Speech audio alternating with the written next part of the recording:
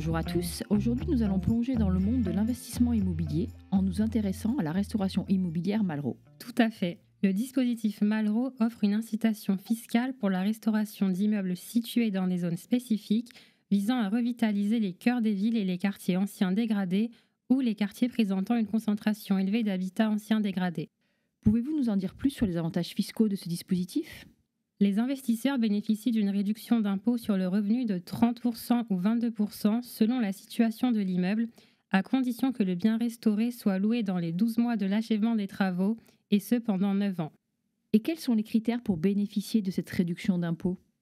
Les dépenses éligibles incluent les travaux imposés ou autorisés par l'autorité publique, les charges foncières et les frais d'adhésion à une association foncière urbaine de restauration dans la limite de 400 000 € sur une période de 4 ans maximum.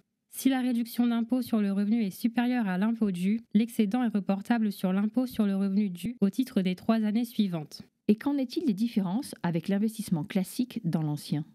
En cas d'investissement classique dans l'ancien, seules les dépenses d'entretien et d'amélioration sont déductibles des revenus fonciers. Les autres travaux ne le sont pas. Cependant, un déficit foncier peut être imputé sur le revenu global dans certaines conditions. En revanche, si le bien est cédé dans les 3 ans qui suivent l'imputation du déficit foncier sur le revenu global, cela entraîne la remise en question de l'imputation pratiquée.